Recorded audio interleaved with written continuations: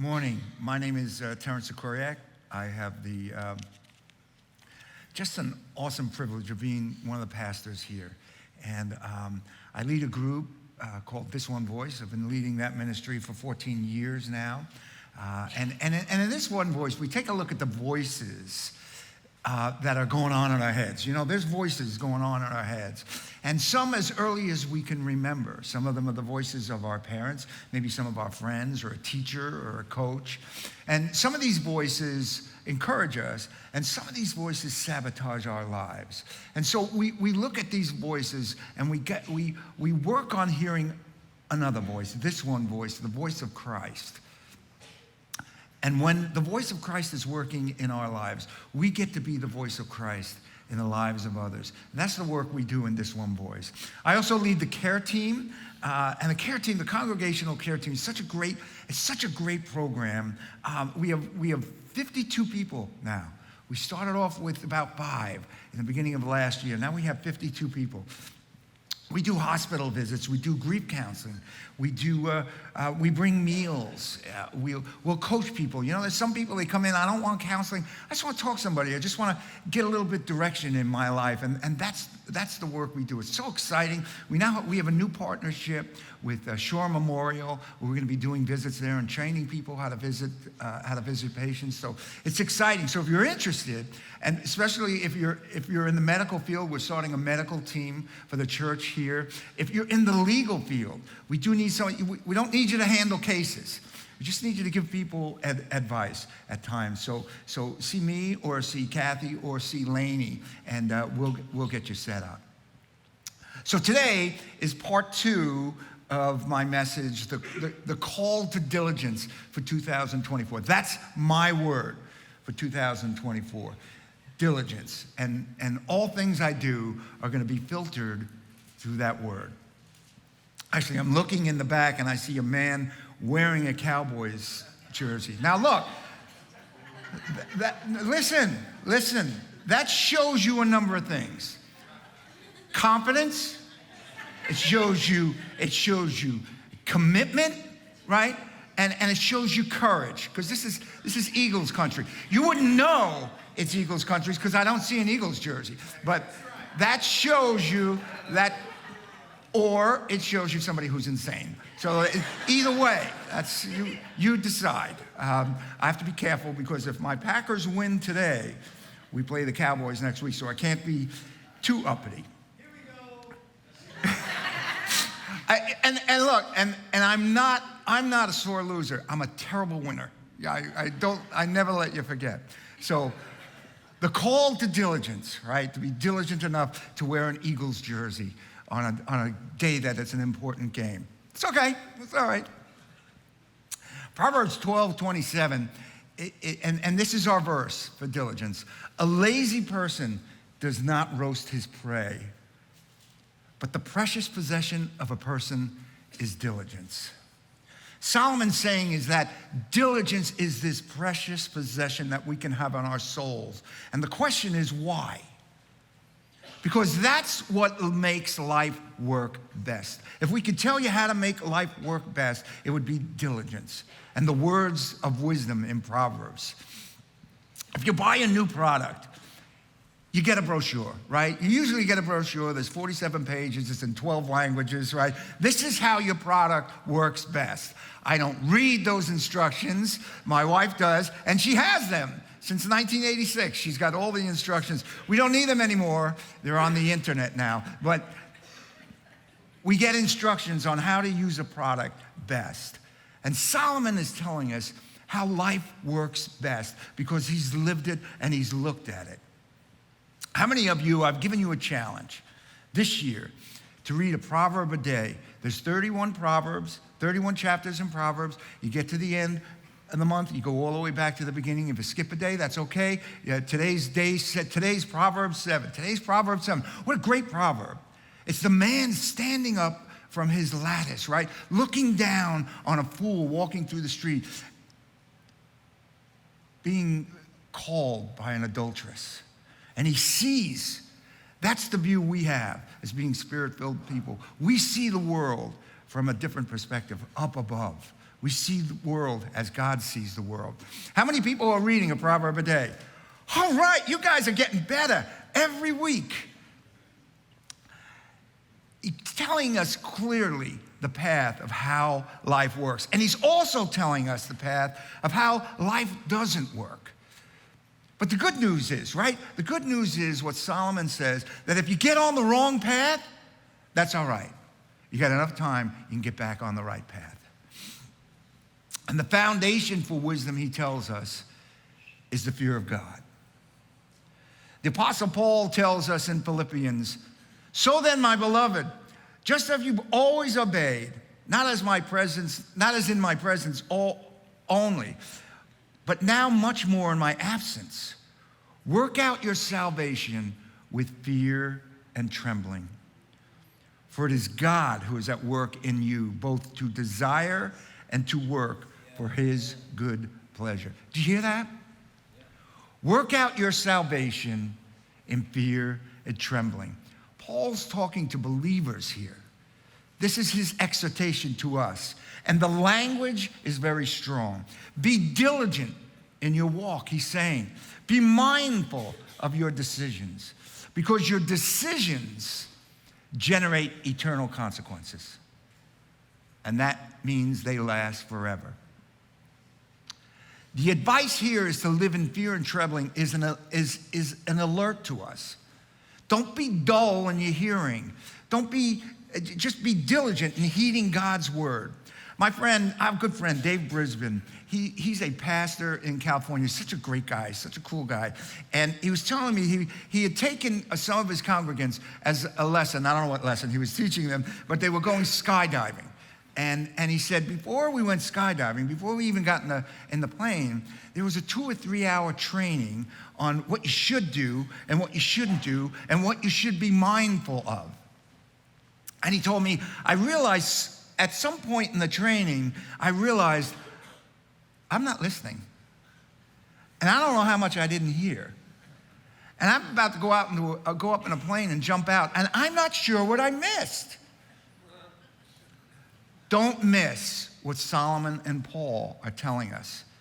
Don't be flippant about your approach to God. That's right. He's not our fishing buddy. He's an almighty God. If you remember last week, it was a 2-part message I told you. And the first part was, I just want to jog your memory, that there are 7 advantages to living a diligent life that Solomon tells us. Number 1, diligence provides a sure advantage in life. Number 2, diligence gives us a measure of control in our lives. Number 3, diligence provides true fulfillment. 4, diligence will bring respect and admiration to you and to your family. 5, diligence will satisfy your deepest needs. 6, diligence will allow you to experience ever-increasing success. And 7, diligence will make your efforts profitable. So we covered the first 3 last week, and I just want to recap them quickly. First of all, diligence provides a sure advantage. You see, there's a saying that there's a ton of competition at ordinary, but almost none at extraordinary. I was talking to high school students this week, and I was asking them their goals, and it was designed to help them set up goals. And the one guy says to me, I want to play tennis in college. That's my goal. And I said, wow, that's great. That's a great goal. How are you training right now? I said, well, I'm not. It's not tennis season. And I asked him, okay, all right, well, do you have a coach? How are you being coached right now? And he said, well, I have a high school coach, and it's not tennis season. And I said, if you think you're going to replace the guy on the college tennis team, let me tell you something right now. Because right now, he's training. Right now, he's coaching, being coached. And he's going to have the advantage. Because you know why? Because he knows you're coming. And he's thinking you're not prepared. You want the advantage? Be diligent. Start training now and get a coach. You see, there's a ton of competition at ordinary, but almost none at extraordinary. If you want to be extraordinary, you have to train differently. The second thing I went over last week was diligence gives us a measure of control in our lives. And, we cannot control. Does anybody here think they can control the circumstances in their lives or in the world? We can't control anything. I can't control the guy driving in front of me on the road. We can react or we can direct. Diligent people train themselves to direct. And we coach you how to do that. In This One Voice and in the care team, we'll coach you how to direct rather than react. When I learned this discipline of directing, it turned my life around. And here's what I learned. You cannot change the circumstances of your life overnight. You can't. But you can change the direction of your life overnight. That I can do. That I can do. When I learned that, I said, that I can do. I can change my direction. Even in just a slight bit, I can change my direction because you know what? Direction determines destination. So if I want to end up in a better place, I start a different direction tomorrow. And the third thing I went over was that diligence provides true fulfillment. Solomon says that the soul of the diligent is made fat. I love that. What does it mean to have a fat soul? I used to have a friend in North Jersey, and I'd say, hey, man, how you doing? He'd say, oh, man, I'm Tuesday all day long. You're Tuesday all day long? What does that mean? He says, I'm fat, man. P-H-A-T, he would say. Meant he's good. I don't know how he got Tuesday all day long. But the way we operate in the world has much to do with the mechanics of what's going on inside of us. The fat soul. How's that humming? And the fat soul that Solomon's talking about is somebody who's satisfied, overflowing with joy and appreciation. Would you like that? Yeah. Would you like to be Tuesday all day long, right? That's a new saying I just taught you. Somebody say, hey, how you doing? Well, I'm Tuesday all day long, man. And they'll say, what does that mean? I know. You don't know. If you were in, you'd know. That's where we are today, right? Having gone over those three things. And so much of diligence has to do with developing the routine, the structure, and the habits of what Solomon is telling us to lead us an extraordinary life, to create a joyful, inspiring life. And who doesn't want that? Who doesn't? I mean, some people, I'm miserable and I'd like to be miserable. I'd like to be a spreader of misery, but I'm satisfied in my own little misery. There are people like that. They make that decision. And the fourth thing is that diligence will bring respect and admiration to you and to your family and to your organization. Proverbs 22:29, this is one of my favorite scriptures. Solomon says, do you see a man diligent in his work? He will stand before kings. He will not stand before obscure men. Do you see a man diligent in his work, he says. The phrase, Billy Graham. The phrase, do you see, Bruce Walke, who's a Hebrew scholar, he says it's the Hebrew word hazita. And it means give sharp inspection, study intently, make a study of the workings of a diligent person.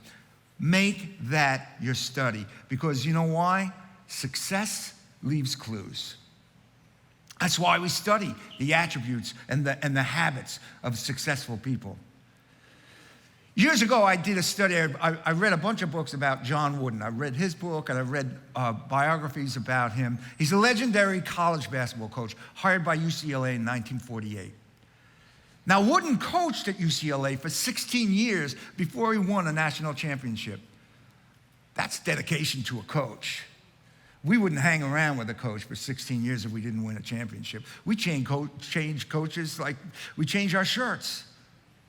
But Wooden was diligent in his practices. He recorded all of them, had all of his practices recorded.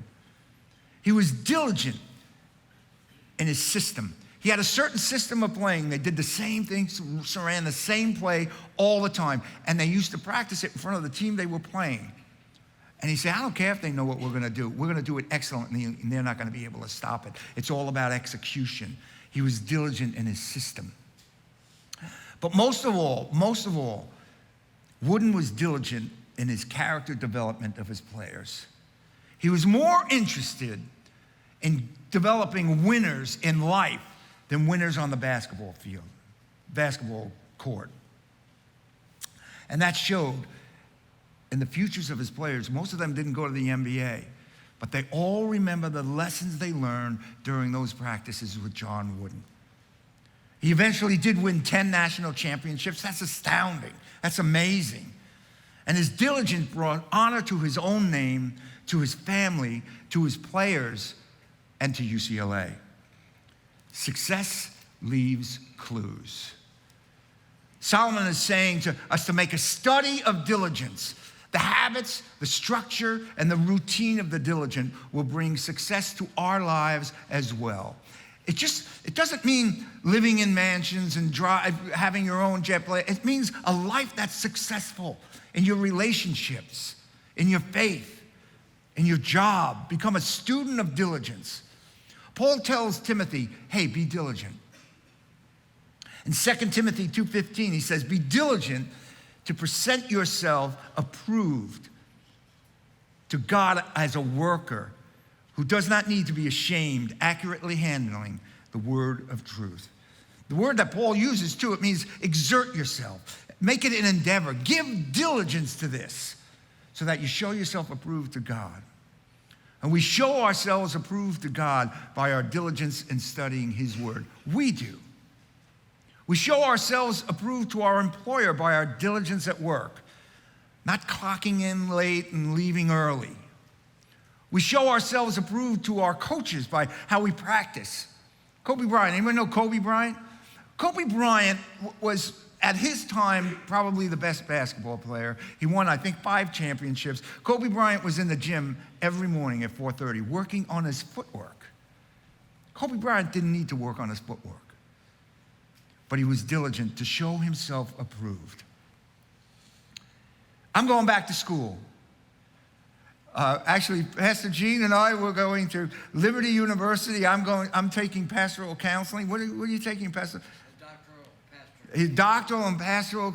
We're the new guys on campus. Pastor Gene and I, hey, how you doing? Yeah. We're ready, man. Hey, look at these 2 new guys. How are you going to show yourself approved to your family and to your church this year? It's not about people-pleasing or unhealthy need for approval. It's about gaining the approval of God. You bring honor to your name and your family.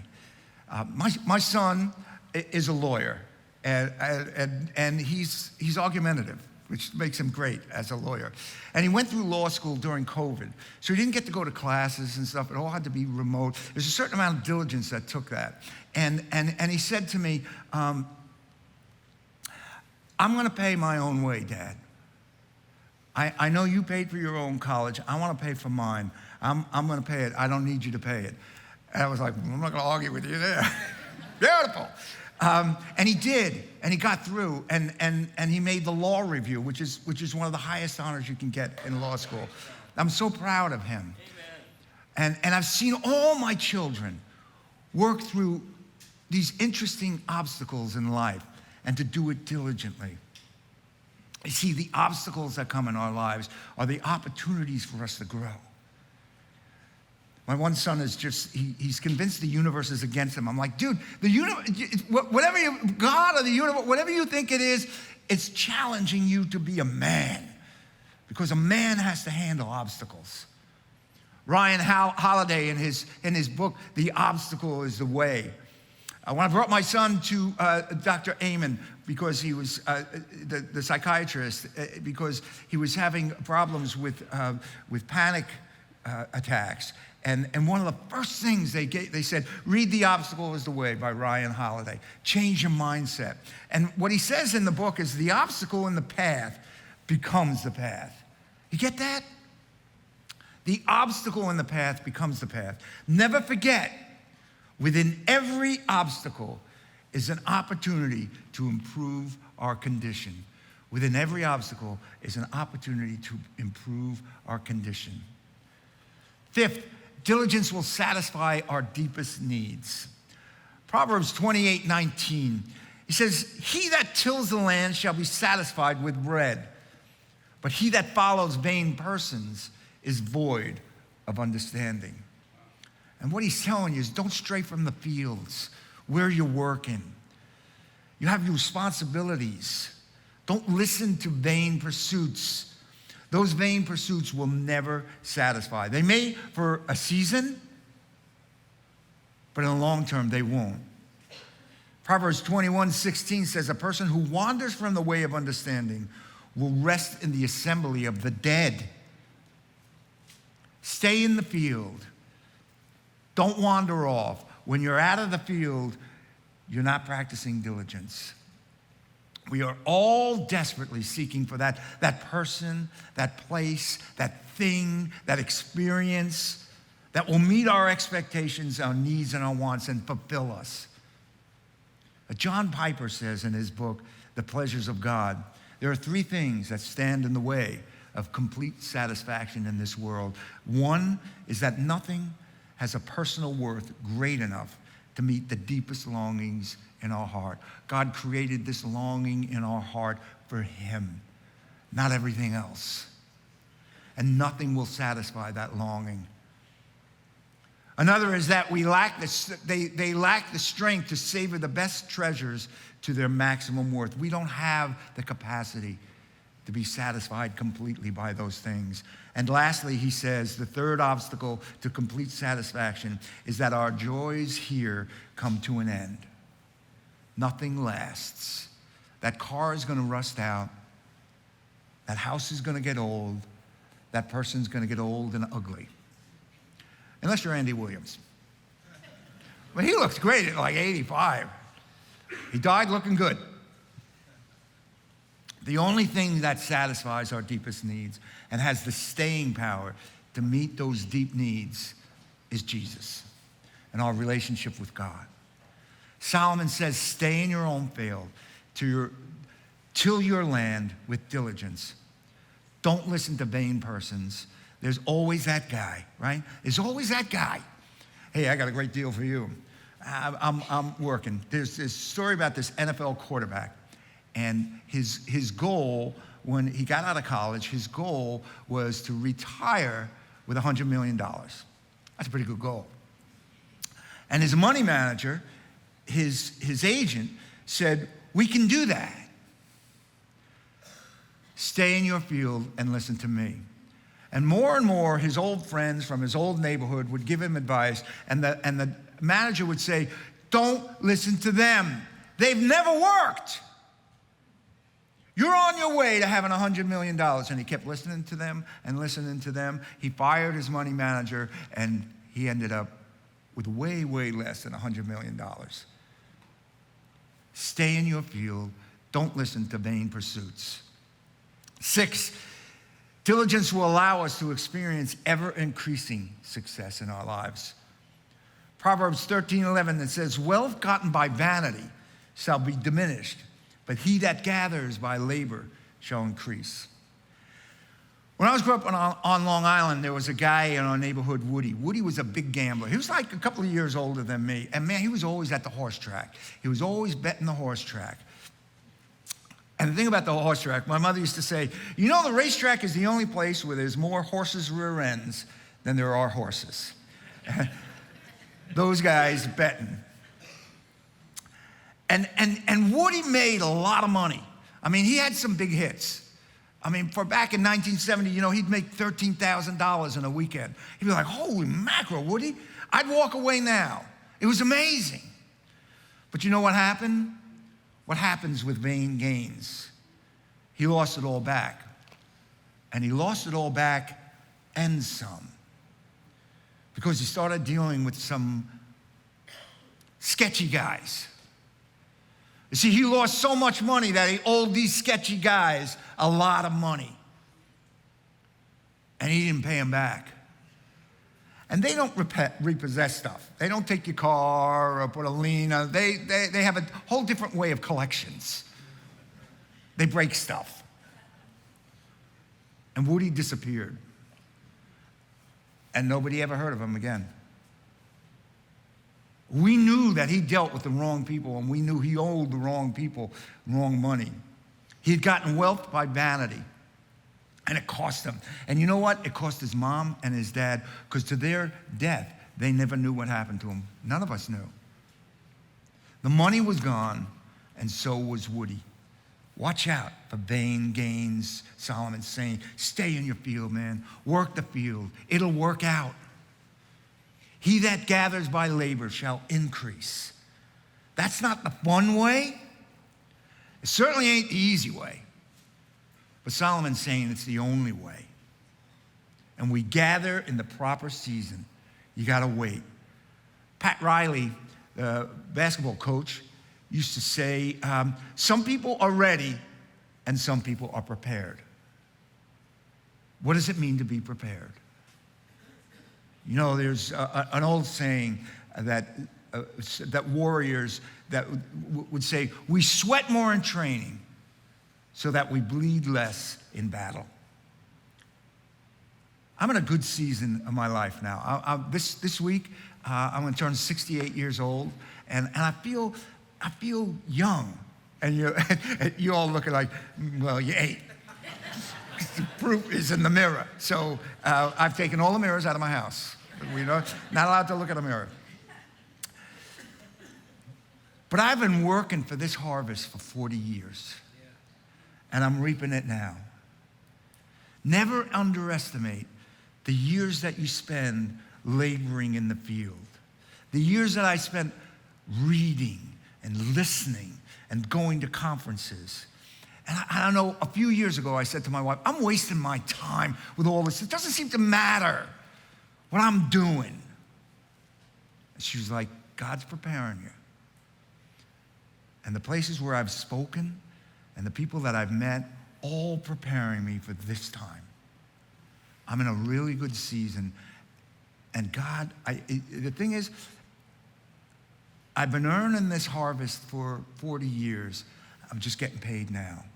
And really the payment is serving as a pastor. And I never thought I was ever going to be a pastor.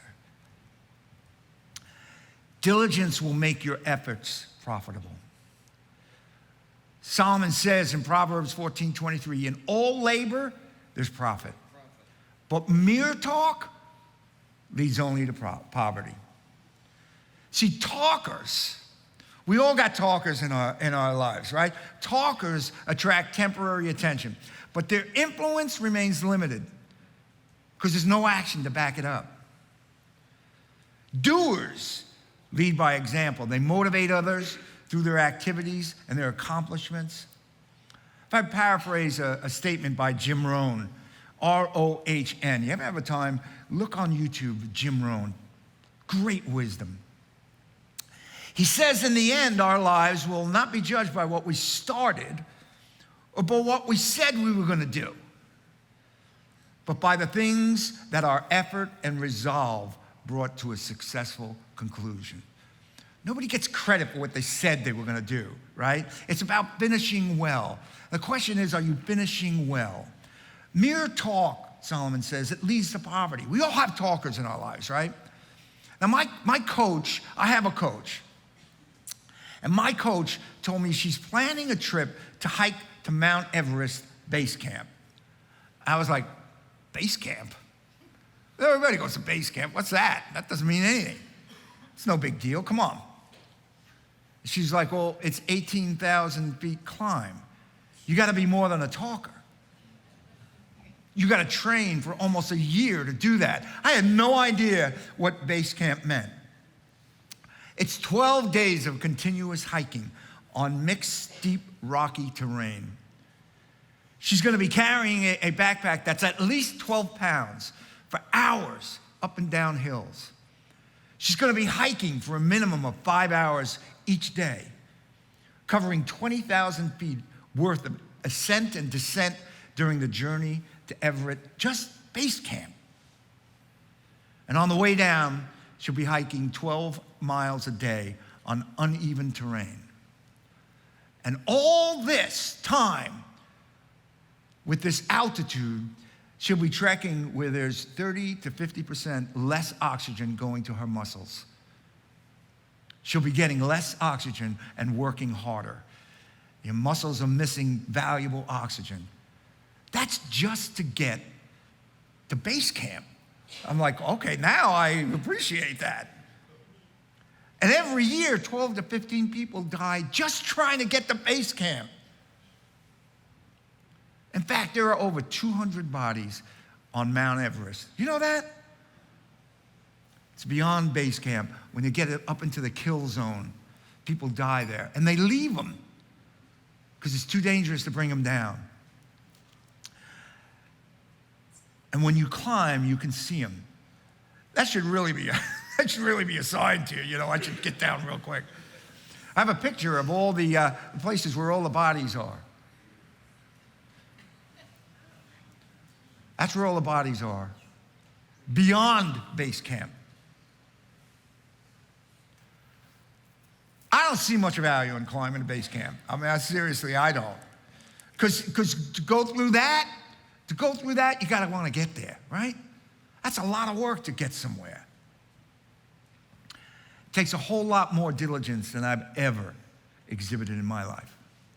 Her dedication to this project is inspiring to me, and she told me that people around her are inspiring her as well.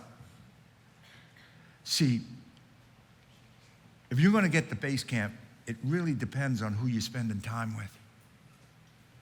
Are they people who inspire you? Are they people who encourage you? Or are they talkers? Take an inventory of the people that are influencing you in your life. That's real diligence. Are they finishers? Do they blame and complain? Do they have an excuse for everything? You know, we got a lot of talkers, especially in religion. We got people who are talkers, but not a lot of doers. Our inner circle of people must not be people with an unlimited supply of complaints and distorted opinions. Diligent people ask the questions. 3 questions you got to ask yourself. Who am I around?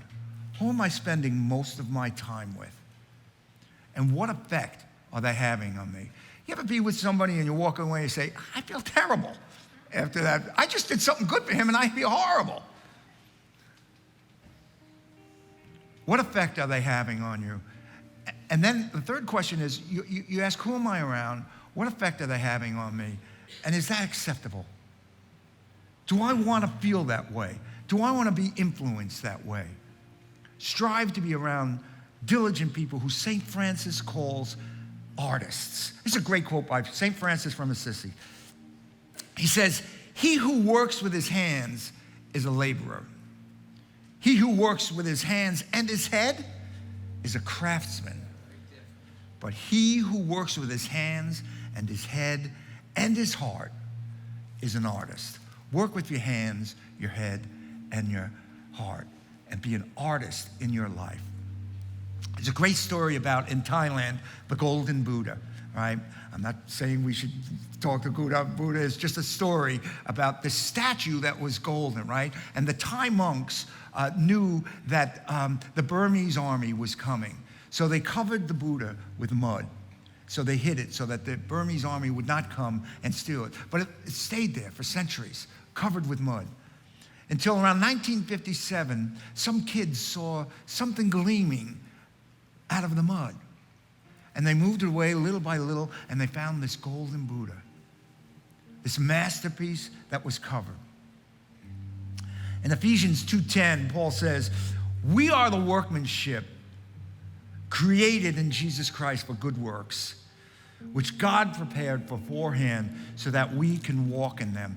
God has placed a masterpiece in your soul, in every single one of you. He has. There's nothing wrong with that. God has created it. The Lord delights in those who fear him, it says in Psalm 147, those who wait for his faithfulness. And maybe that masterpiece has been covered for a while, maybe for protection, I don't know. But the diligent soul will uncover it. Are you ready or are you prepared? That's really the question. Because the precious possession of a man or a woman is diligence. So before we close this morning, I'm going to ask the prayer team to come forward, the care team to come up for prayers. And there'll be prayer here for you here, available here. There's also, we have members of the care team out in the foyer to pray for you. So look for the people with the lanyards. I just want to pray with a blessing that Paul gives the Ephesians. And bow your heads for God's blessing. I pray that God would grant you, according to the riches of his glory, to be strengthened with power through his Spirit in the inner self, so that Christ may dwell in your hearts through faith, and that you, being rooted and grounded in love, may be able to comprehend with all the saints what is the width and length and height and depth, and to know the love of Christ which surpasses knowledge, that you may be filled to all fullness of God. Amen.